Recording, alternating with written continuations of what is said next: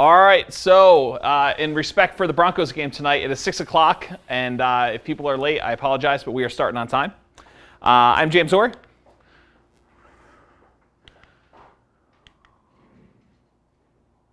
Hopefully this thing will move.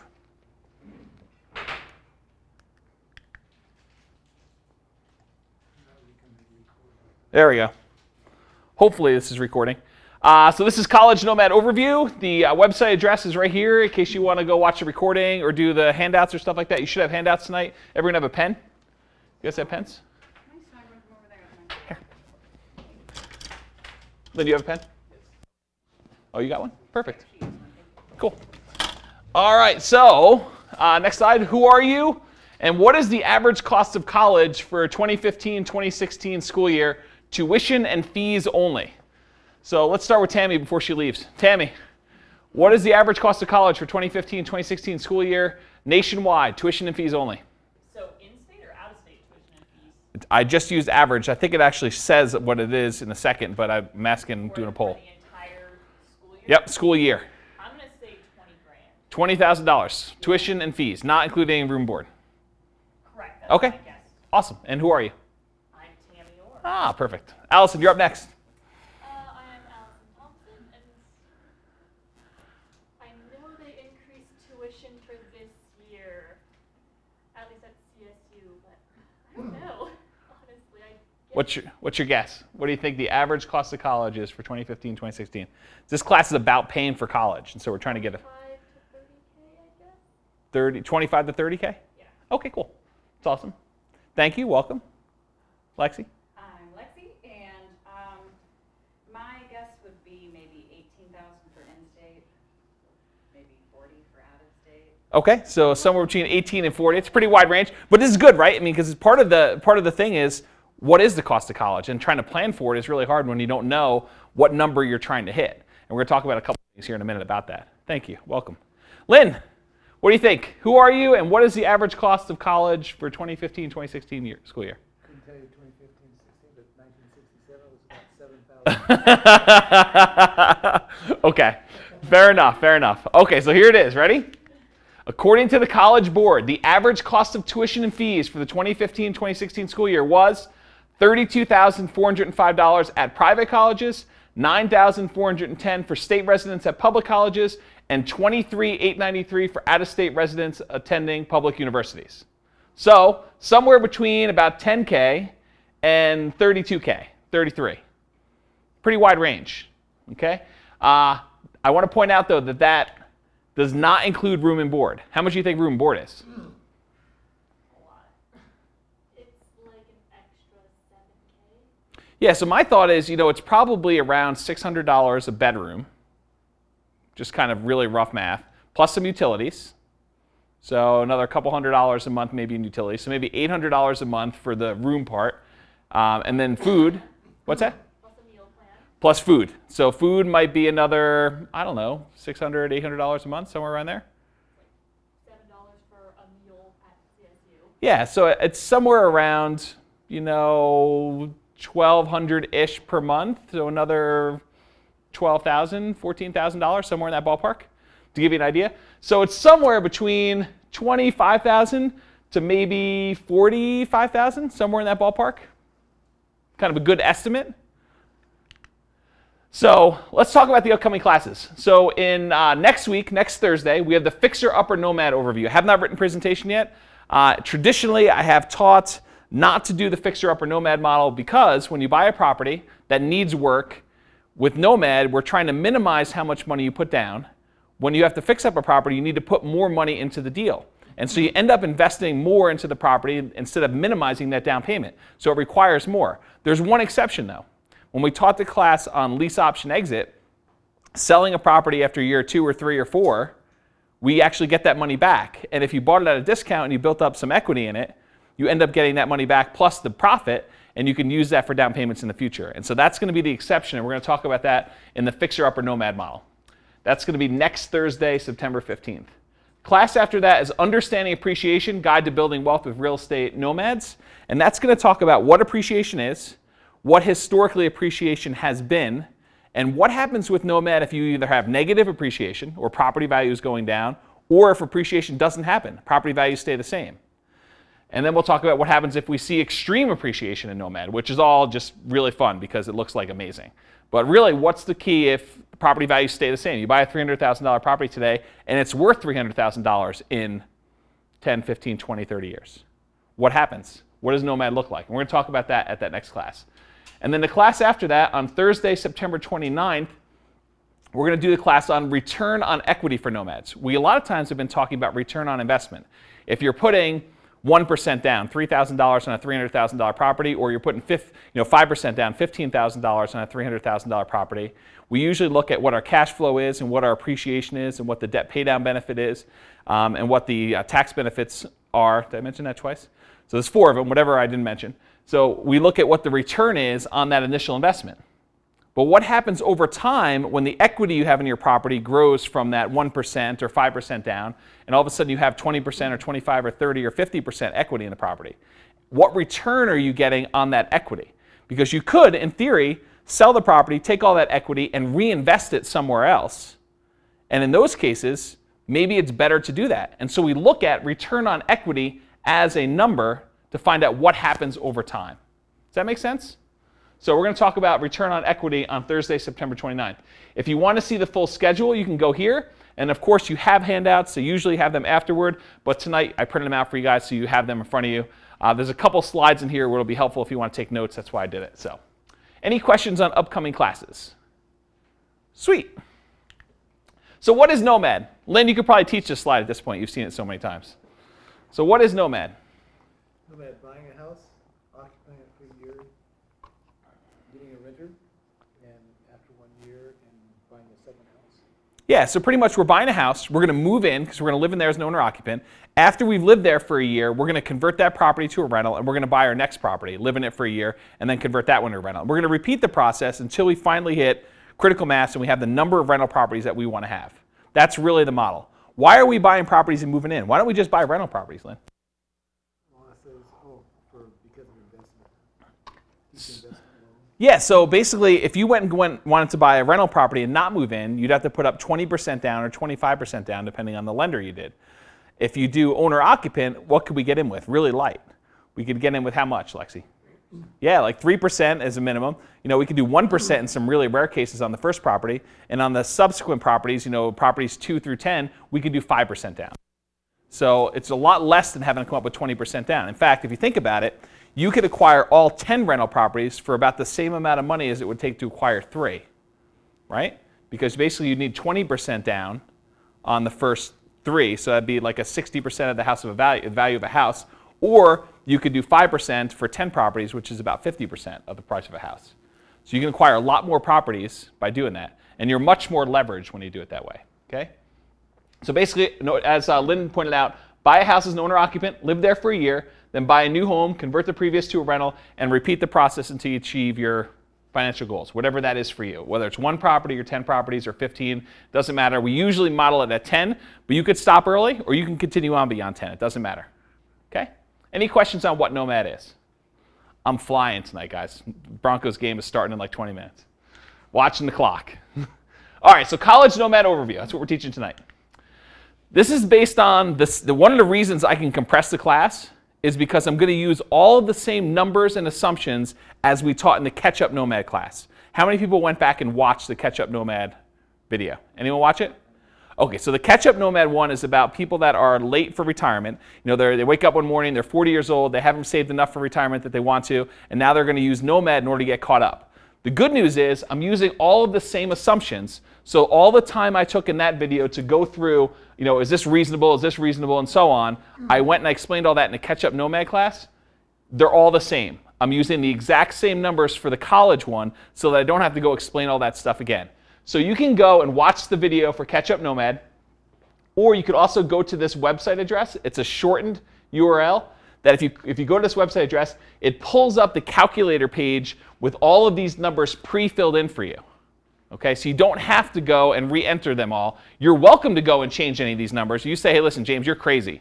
Houses are not going to go up by 3% a year. I want to use 2%, or I want to use 4%. You're welcome to go and change any of these numbers, and it will redo all the charts. But just realize that if you go to this URL, it'll pre-populate all this stuff for you. Make sense? Okay. So I am using $286,000 properties, 3% appreciation, a monthly rent of $1,825. This is based on those properties out in Village East, Lexi. So you kind of know what they were. So it's basically a $286,000 property. You're getting $1,825. It's in the ballpark for what we're getting. Rent depreciation about 3%. Seller concessions, down payment 5%. Loan interest rate of 4.5. The HOA is going up at 3% a year. Property insurance, 0.5%. Property taxes, 0.75. Maintenance reserve, 12%. And I'm assuming you're managing the properties yourself. That's what Nomad's about. Okay? So same assumptions, $286,000 property. We are going to be discussing two primary strategies tonight. Number one is saving when you have young kids or saving for your grandkids. And then the second model is you find out you went to college, you're now a 22-year-old and you're out of college. How do you use Nomad to pay for college after you've already financed it, after you have student loans? So two completely different strategies. One is you're a young adult with children. You realize I need to start saving for my kids' college. How can we use Nomad to save for our kids or our grandkids? Or the model number two is you just got out of college, you have college debt. How do you pay off that college debt? And we're going to cover both models. Does that make sense? Okay, we're going to do the first one first. Saving for college for your kids or grandkids, and then we'll go to the next one after that. All right, so this is saving for college in advance. Underneath that one page that had all the assumptions about the price and the appreciation, all that other stuff, is the second thing for other assumptions. The numbers on top of this are all the normal assumptions for Nomad. Appreciation, price of house, rent, all that other nonsense, okay? The stuff here is all things for kind of comparing Nomad to other things. So for example, what is the yearly college cost right now? And I put in an assumption of $40,000. We just determined that it's somewhere between, with room and board, 20-something thousand to 40-something thousand. So I think $40,000 is in the ballpark, especially if you want your kids to go to a little bit better school, a little bit more expensive school, right? So if you're actually planning for your kids to go to a little higher end school, why not budget for that? If they decide to go to a less expensive school, they decide to go in-state or something like that, now you've just got extra money saved. Is it bad to have extra money saved for college? No. So that's why we're using a little higher number there. And then what is college costs appreciating at? I will tell you that they are appreciating faster than inflation. If you go look back in time and you say, what did college cost when Lynn was in school? Did you know Lynn's actual Social Security number is 4? That's how old he is. I am picking on Lynn. Anyway, so basically, you know, back when Lynn was in school, college was $2. Wasn't it $2? Or was it $7,000? $7,000. Okay. So now college was $7,000. Now it's probably $40,000. And so the numbers are much higher. I've scared him away. He actually is taking a phone call. All right, so college costs have gone up. We're saying college costs is appreciated at a much higher rate than appreciation and inflation. Inflation historically has been about 3%. Let's go ahead and model it and say college costs are going up at a rate of 5% a year. What if we've overshot? What if college doesn't increase at 5% anymore? What if it increases at 2% or 1% or something like that? Are we better off planning at 5%? Yeah, it's a much more conservative number to plan and say college costs are going up at 5%. That way, when the college costs, he's just checking for his son. Everyone's scared that Lynn's leaving because I pissed him off. His son's coming, he's trying to tell his son to come in. All right, so basically the college costs are going up at 5%. If we overshoot, great. We've kind of saved more for college than we need to. What I'm trying to put up is I'm trying to say we're conservative. Does everyone agree that I'm trying to be conservative with this? $40,000 per year and 5% college cost inflation rate. Does everyone agree? I'm being conservative? Okay, good. So I'm also later on going to compare the stock market return to see if instead of actually doing Nomad, what if you took that same money you were saving for college and you were able to get 10% in the stock market? You can adjust this number and see that comparison later on for yourself. But right now I'm telling you I'm using 10%. Okay? Income tax rate, part of a calculation that we're going to do later is we're going to include the tax benefits of investing in the Nomad model, and we're going to include depreciation. And so for the income tax portion, what's up, man? Income tax portion, we're using 29%. That's your effective tax rate. And so you'll get a benefit from depreciation at a rate of 29%. And I'm going to show you that number later, but I'm showing you here because if you're in a different tax bracket, if you're in the 15% tax bracket, go ahead and change that number or change the number to whatever it is for you, and you'll see the numbers change. Okay? And then this just shows you which kind of display for which charts to show up. You can switch it to the college Nomad overview one. It's one of the last ones on there. And then this is normal inflation rate. So that actually will take into account some other things. If you want to go play around with these numbers and enter them in yourself, go to Nomad Calculator Classic. The URL is right up there. And then we're going to look at the years you'll be paying for college. So right now, college is $40,000 a year. It's going up by 5%. What will it cost if you are a young professional and you're having brand new kids? You know? So Nate's got some young kids, one son, 3 years old. Okay, so he's got college coming up probably in about 15 years. I've modeled it out for 18, but it's going to be like, I got to be prepared to pay for that college. Yeah, we got to figure out daycare. But right now, you still have to save for college. You can figure out daycare, but you still got to be planning. So let's take a look at what it might cost. $40,000 a year, 5% appreciation.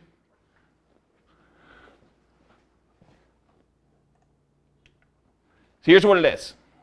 I've assumed in this model you've got 3 kids.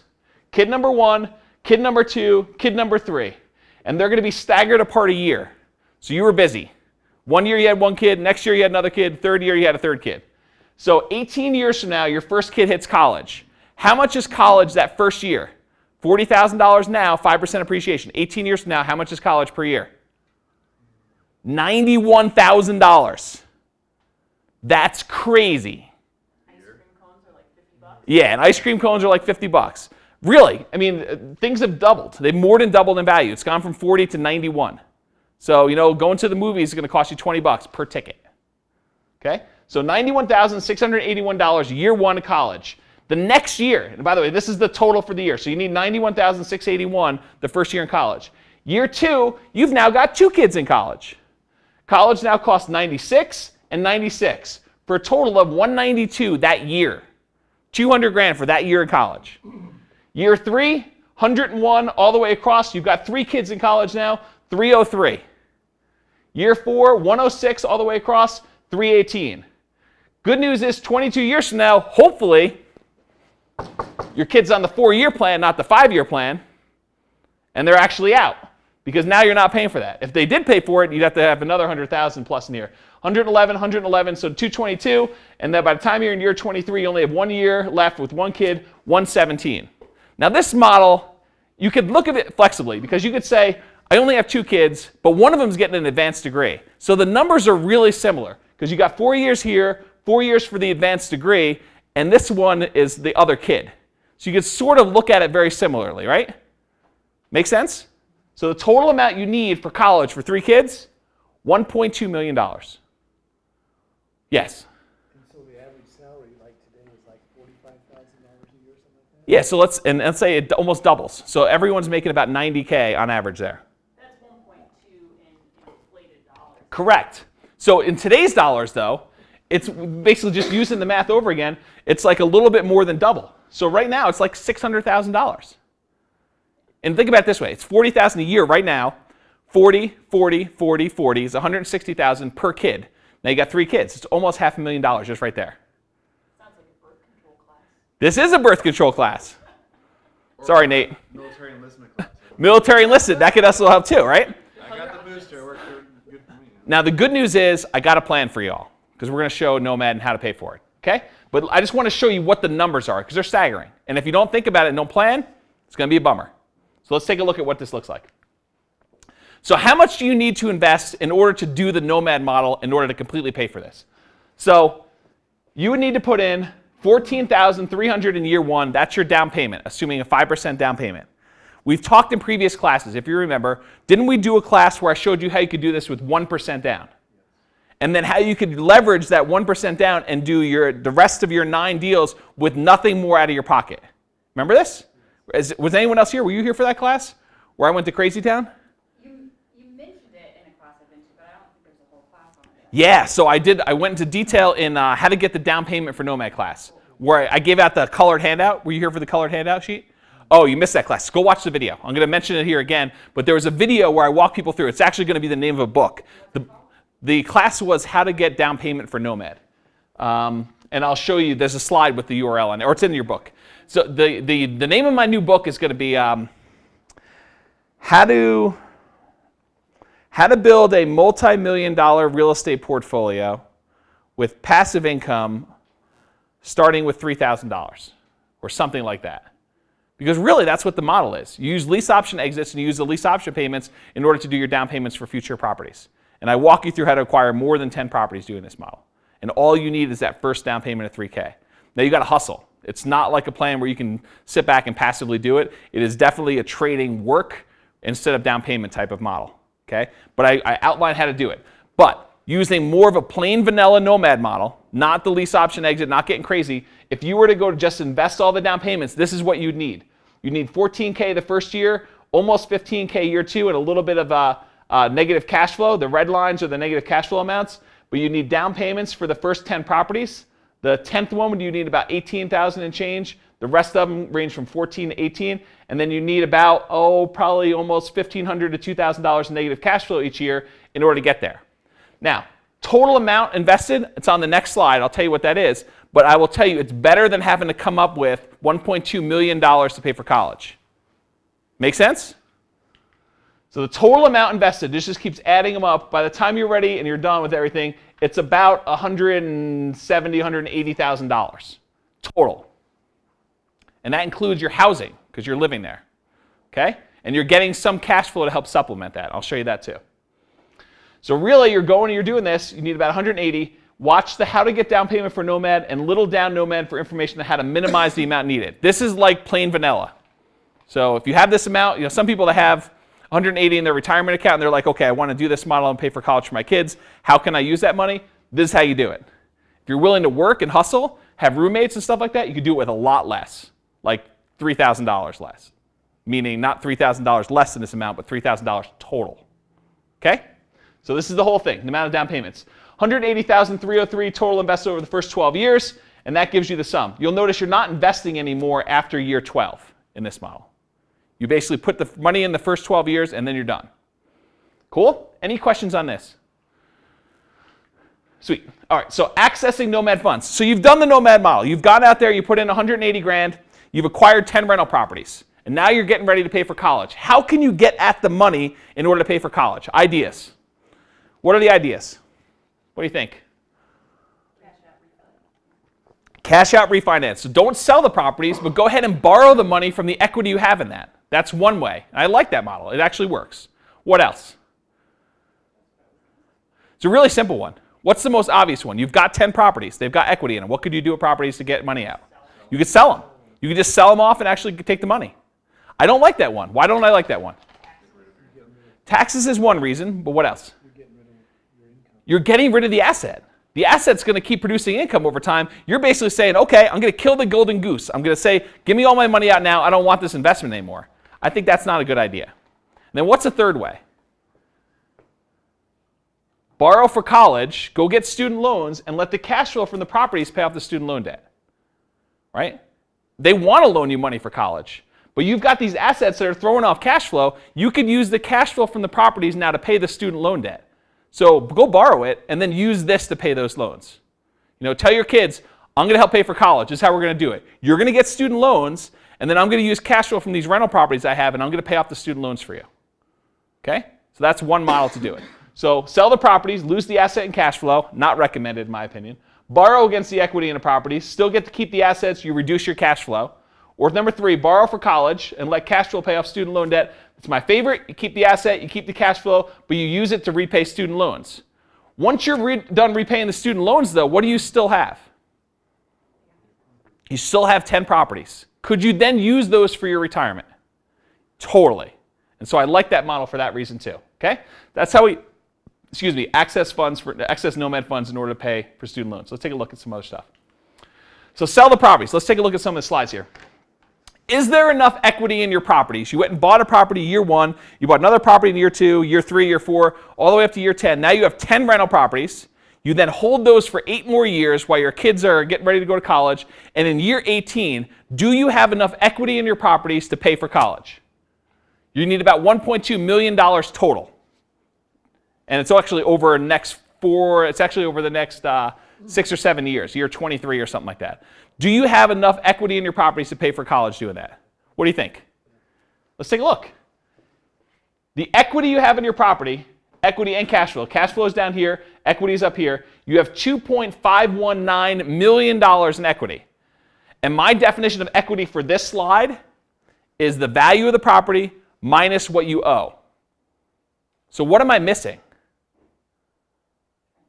Transaction costs. I'm not taking into account like a real estate commission or anything else like that, right? So I'm going to show you that in another slide. But for now, the oversimplified version, you basically have $2.5 million in equity in year 18, and you're making about $60,000 a year in cash flow.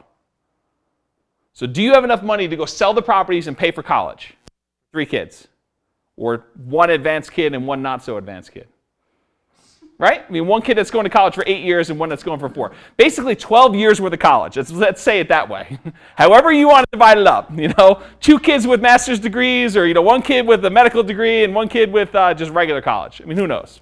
Or maybe it's just an 8-year, like really long, very good, enjoyable college experience with just a regular bachelor's degree. Or maybe it's an associate's after 8 years. Who knows, right? You got 12 years with the college. Do you have enough? 2.5 million. Yes. What if you waited till year 23? Then you have 3.7 million. Do you need to sell all of the properties in year 18 in order to start paying for college? No. You could basically pay off enough to pay for that year, because that year is only 1. It's like 90 grand. Year 2, you can pay off whatever you need to pay for the next one, and so on, until you sell off what you need to and you get to capture some more of that appreciation. So is there enough equity? Yes. What about transaction fees? Sell the properties after commission. What about after the 6% commission? So this is the price. This is the equity. This is the equity after paying a 6% commission. So you had 2.519. Now you got 2.235. Do you still have enough equity? We needed about 1.2. So is 2.235 more than 1.2? Absolutely. So you have plenty of equity to do it. Even over here, I don't know if this must be for the lower line, 3.7 amount in year 23 after a 6% commission. So there's still plenty of money there. Everyone agree? What was the next one? We talked about selling the properties. The next way to do it is what? Refinance. What's interesting about refinancing? Can you go and borrow all this equity? It's a trick question. Can you borrow all this equity? Not all of it. No, not all of it. What do they usually loan you on investment properties? A lot of times they'll loan you up to 80%.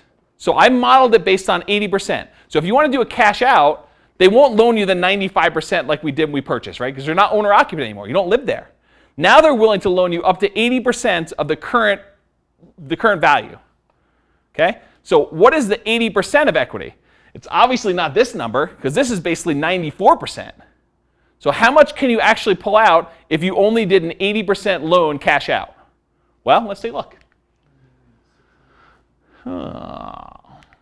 Here it is. Borrow against equity in properties. What about 80% loan to value? Yes. So if you did 80% loan to value, cash out refinance, you keep the asset, is there enough to borrow out and get money for college?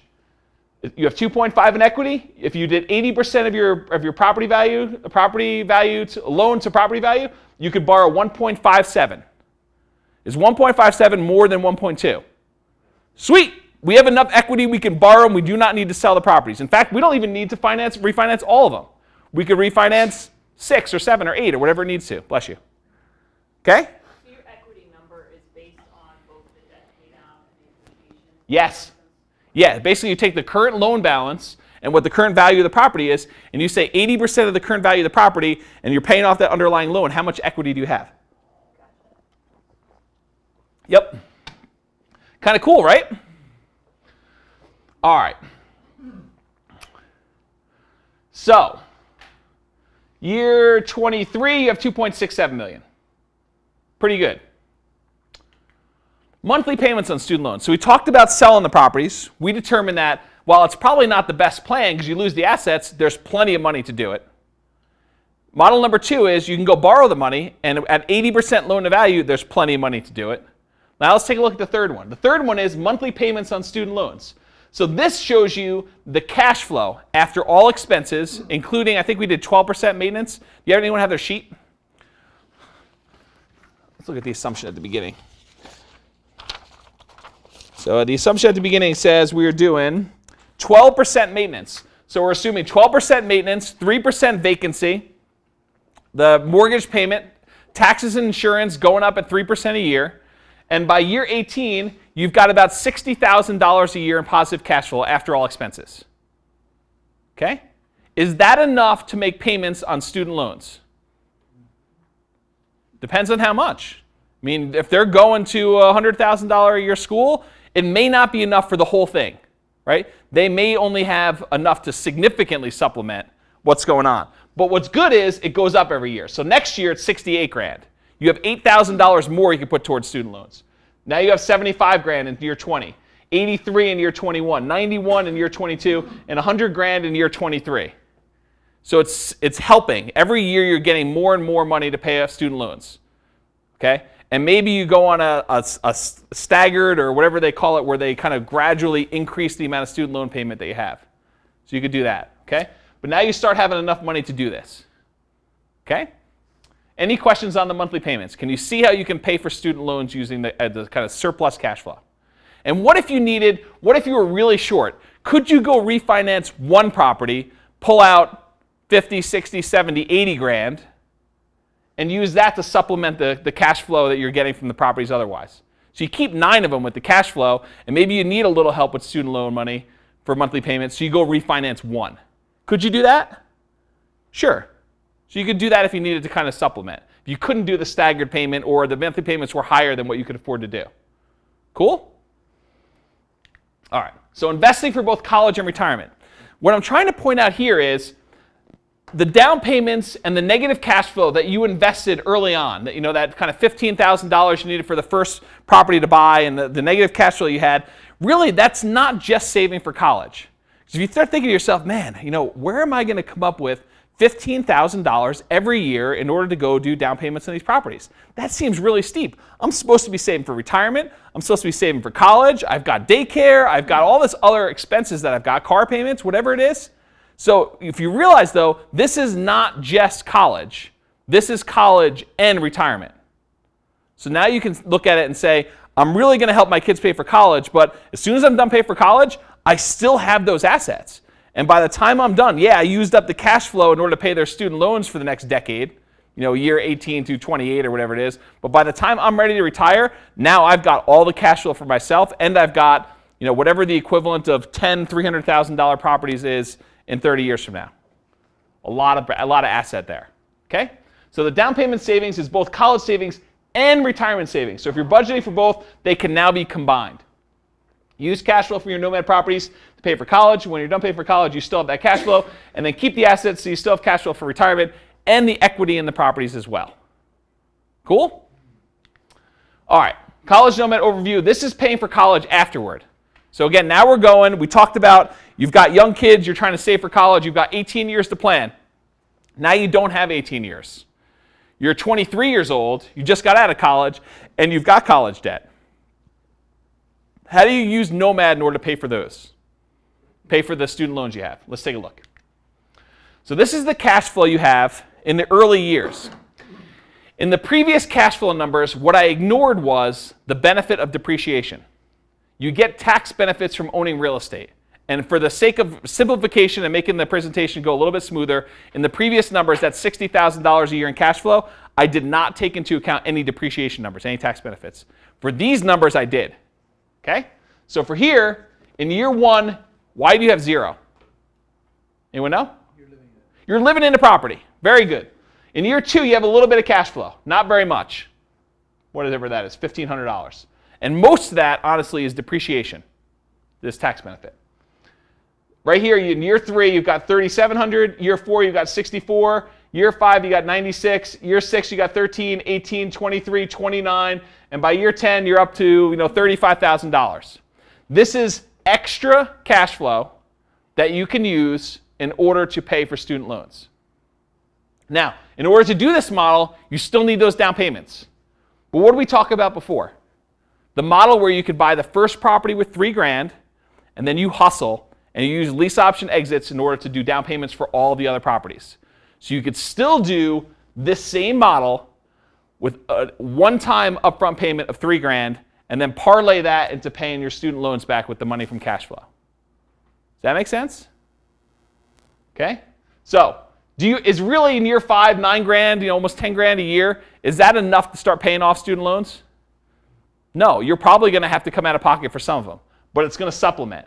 And it's better than not doing it. It's better than taking that money and putting it towards student loans early on. You'd be better off taking the rental properties and acquiring the cash flow and then using those to continue to pay them later on, because it gets easier and easier the more cash flow you have. If you don't do that, you're starting 10 years later and you're staggered here. You have the cash flow 10 years down the road at 0. You'd rather have it here, and then once you're done, you can use that money to pay for anything else besides student loans. Is that cool? Everyone get it? All right. So, recent graduate. Here's a couple different resources because I'm not reteaching these classes, especially since the Broncos started 5 minutes ago. Recent graduate. Use Nomad with lease option exit overview model. So this is the class on that. LearnToBeRich.com/lease option exit overview with dashes in between. That's the model of you buy the property, you live there for a year. After a year, you put in a tenant buyer, someone who's going to buy the property from you, and they're going to give you an option fee up front. You use that money in order to buy the next property. I walk you through the whole model here. It's a 2-hour class just on that. So go watch that one because you're going to want to use it. Next one is how to get down payment for Nomad to minimize down payment required. There's a whole class on that. So go watch that one. That class, the LearnToBeRich.com/get payment Nomad, and it's dashes between those. That particular class is where I actually revealed the how to go buy your multi-million-dollar real estate portfolio with a single $3,000 down payment. That's where I basically walked you through that math. Okay? So that's the model you want to watch for that one. Yeah, the second one is how to do it with $3,000. You really should watch the lease option exit overview one first because it uses stuff in this when I explain the get down payment one. So watch the first one first and the second one second. But this is the one that's going to give you the big payoff of how to do it. Okay? And then the next one, how to maximize rental property cash flow to be able to pay off the student loans with maximum cash flow. The cash flow model I use for the kind of the charts and everything, it's the basic one. It's like 1825, that's what you can get straight rental. Okay? We did a whole class, it must have been like 2 weeks ago. Was anyone at that class we did? You were at that class, right? How do we do improved cash flow? Well, if you're a student and you're used to living with roommates, guess what, guys? Go get 2 or 3 roommates and your mortgage is free. Now you've got an extra $1,500 a month that you can use in order to pay off the student loans or save for down payment. I got a friend and 2 kids. Yeah. That's why I was looking at this house. I was like, it's 2 sides of the house. Yeah, totally. So, I mean, we talk about that as just one of the strategies. I mean, I think most people come to that class because they think I'm going to show them all the different ways to raise rent. And really, that's like one slide. Honestly, it's a big slide, but it was just one of the whole slides on how to actually improve your cash flow. There's a whole bunch of things you can do. So we talk about that, and one of the things you could do is get roommates. And I think roommates for college kids right out of college, great strategy. Now, instead of having a $1,500 a month mortgage payment on a house, you get 2 or 3 roommates, you live in the 4th bedroom, and you're able to go ahead and live there rent-free. In fact, it might even be profitable for you to live there. Then you bring your roommates with you to the next house. You're living there rent-free. Rent out the other one. Bring them with you to the next one. You know? Just. And we know folks doing that. We totally know people doing that. We know folks who are doing Nomad in their 40s who are bringing in roommates. That's true. I forgot about that. If you don't have, a house already full of people, it's a great strategy. Yeah, I mean, it's like living for free. It really is. It's pretty amazing. So we talk about that and how to maximize rental property cash flow, all the different strategies, like 2 hours of how to basically improve cash flow. And the cash flow I'm modeling is like the really simplified entry-level one, not all this extra stuff. And you can definitely improve it. I could say almost unequivocally, you could definitely raise your cash flow by at least $100 a month if you go listen to this thing over what you normally get. Would you agree with that based on what we saw in the class? Pretty easily. Yeah, so $100 a month is easy to achieve. Okay, so go watch that one. You'll probably want to get a roommate or 2 or 3 to speed up the process. So that's the recent graduate stuff. Investing in stock market versus Nomad. So you say to me, James, this sounds crazy. It sounds complicated. Why don't I just go take the 5% or so that I was going to put down on the properties and any of the negative cash flow I was going to do, that $180,000 over the first 12 years or whatever it was, why don't, instead of buying all these houses, why don't I take that 180 grand and just stick it in the stock market? I'm an amazing stock picker. I can get stocks that give me a 10% return. I can totally do this. I'm like a master at this. I read a book and I know all I need to know about picking stocks, right? So I could definitely do 10% a year, which I think is pretty optimistic, by the way.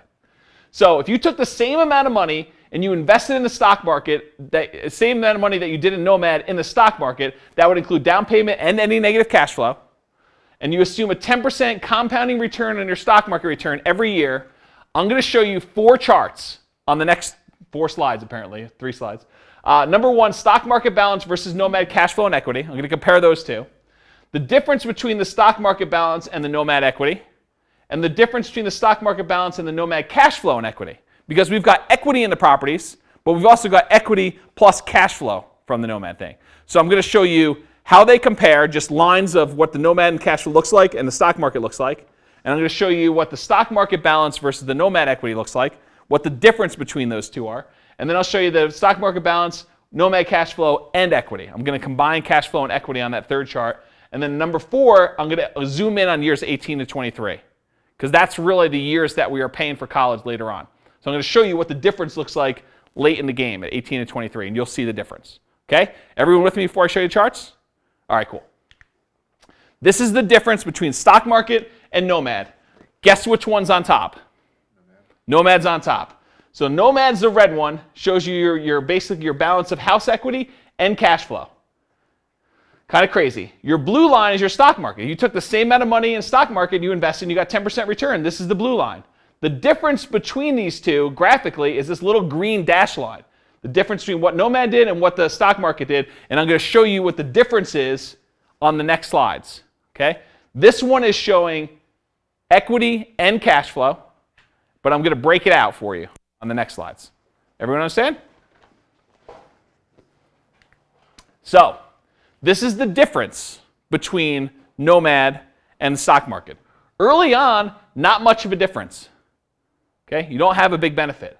But as you grow, by year like 13 or so, Nomad is almost $1 million better. It's crazy. And so why is this happening? Think about it just kind of logically for a second. You basically just put $180,000 in the stock market. And that $180,000 is growing at what rate? 10%. 10%, right? But once you get to year 10, how much do you own in real estate? 10 properties. What were the properties worth approximately? $300,000. So now how much real estate do you own? $3 million in real estate. If real estate is going up at 3% a year, but you have $3 million of it, how much are you making per year? What's 3% of $3 million? I'll give you a hint. It's 90 grand. $90,000 per year just in appreciation. So, yeah, 10 years later, you're seeing about $900,000 in just appreciation. The stock market money, you have $180,000. 10% growth in that is how much per year? What's 10% of 180,000? 18,000. 18 grand. So one of them, houses are growing at $90,000 a year. The stock market number is growing at $20,000 a year, 18,000. Which one's going to be better? Your houses. And that's not even including debt pay down or cash flow. So you can see why it's so much better. So basically right here you have $928,000 better, and it keeps growing. It tapers off after a while because it's not taking into account cash flow, and the properties are no longer leveraged. Because right here you paid off your first one, you paid off your second one, third one, fourth one, fifth one, sixth one, seventh one, eighth one, ninth one, 10th one. And now all your properties are completely free and clear at this point. We're doing plain vanilla Nomad. And so the gains, the stock market is gaining, and you're no longer leveraged with the properties. So really your return on the properties is 3%. It's no longer leveraged. Okay? So you can see that this curve looks like that. This is basically this class. This is the return on equity class. Why it goes down. That's what that whole class is going to be about. Okay? Houses versus stock market. This is the total value of the houses plus cash flow and the total value of stocks. You can see now it doesn't go down yet. It just continues to go up. And right here it's like, I don't know, 15, it's 2.15, 16, 17, 18. It's like $2.17 million better. Better. Not like that's the value. That's how much better than the stock market is. Crazy, crazy, crazy. This is year 18 through 23. And this is that zoomed in difference. So in year 18, you would have been better off by $2.1 million to do Nomad over stock market. So if you think, let me just go take this $180,000, let me stick it in the stock market to save for college. 18 years from now, I'll have X number of dollars. You would have $2.1 million more by doing Nomad. Craziness. And by the time you're 23, when your last kid's leaving, you have $3.4 million more than the stock market. Okay? Everyone understand what I just did with that? Awesome. Additional resources. This is going to be quick. We're going to really see the game. All right, additional resources. Review the catch-up Nomad presentation. It's the same idea that we just talked about. All the same numbers. Everything's the same. What has changed is the story, how we're using Nomad. But if you think about it, though, if you're like, okay, I want to start planning to pay for my kids for college, you're still buying 10 houses over 10 years. You're still putting 5% down each year. You still have negative cash flow. Nothing has changed. If you're catching up for retirement, you're still saying, I'm buying 10 houses over 10 years and putting 5% down, and I've got negative cash flow for the first couple of years. Everything is exactly the same. So the better you understand the catch-up Nomad model, the better you'll understand the college Nomad model, because I'm using the exact same numbers. Okay? If you have a little down payment, go watch the little down payment Nomad overview. If you want to learn how to do this and not have as much down, go watch that. And also the Get Payment Nomad, which is the how to get down payment to do Nomad. It explains how to do the entire Nomad model with just a single $3,000. That's essentially paying for college with just $3,000. So if you're willing to hustle, and by hustle I mean this, have roommates, do lease option exits, and you don't have to do roommates, but it definitely helps.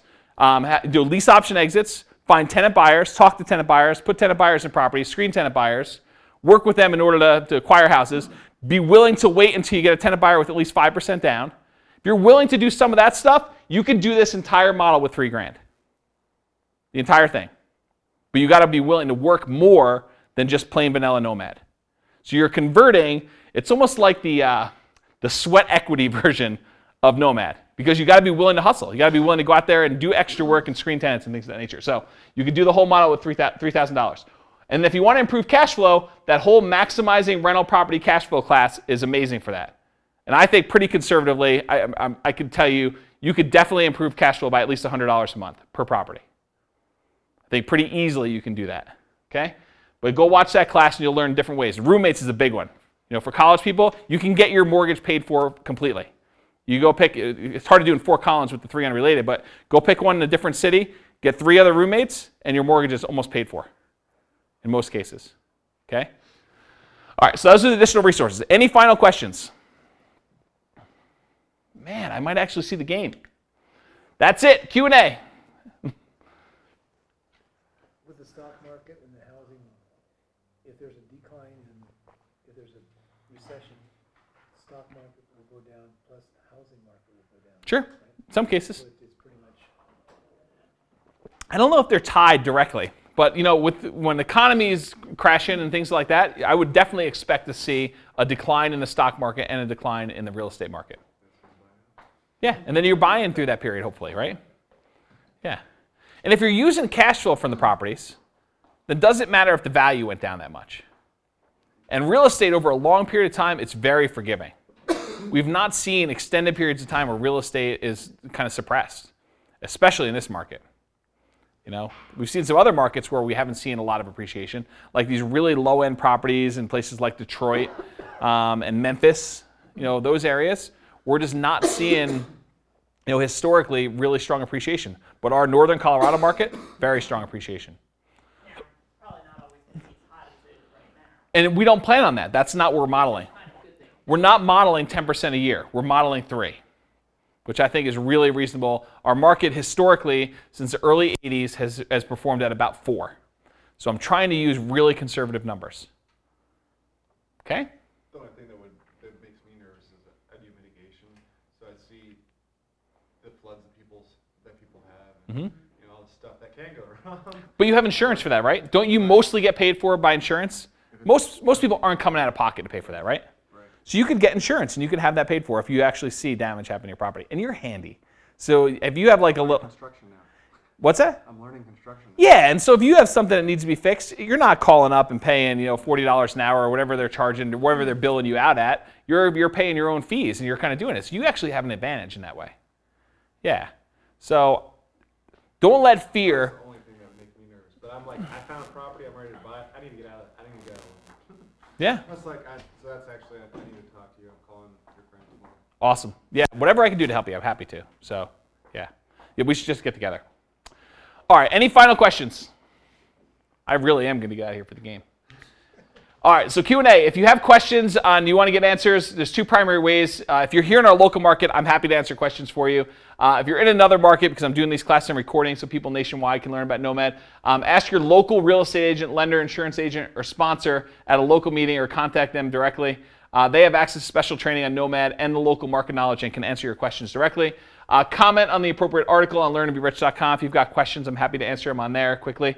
And then if you can't get answers via these other two methods, as an absolute last resort, and I'm trying to move away from this, I'm not trying to get consulting time or bill for consulting, but if you need it, you can go to learnandberich.com/consulting, and you can do a single consulting session. Don't split it up over multiple spots, up to 1 hour in length, flat $200. I don't want you to do it. I'd rather you go to your other agent locally, but if you absolutely need it and you want to talk to me directly, I will make myself available one time, not to be split up into different. I got 5 questions. I'll ask one today. I'll ask one tomorrow. I'll ask one next week. One session, up to an hour, $200. That's it. Okay? For other markets, though. Other markets around here, you guys can ask me questions. There's no fee because I'm going to help you buy houses. That's really the intent. So, but in other markets, if you can't get your local real estate agent to help you, if they don't know the answer to a question, you really want to talk to me, I'm happy to do it. Okay? I just don't want to do it. I'm trying not to be on the phone doing consulting all day long. It's not my job. Okay? So that's Q&A. And then, of course, if you're a real estate agent or broker or lender, insurance agent in another market, you believe in the Nomad philosophy and you want to work with Nomads and sponsor a local Nomad Investor Club, you can get more information on how to become a sponsor at learnandberich.com/sponsor. And that is it. It is probably the shortest class I've ever taught in my life. Thank you all for coming. Go Broncos. Woo! Awesome, guys. Thank you for coming. You're welcome.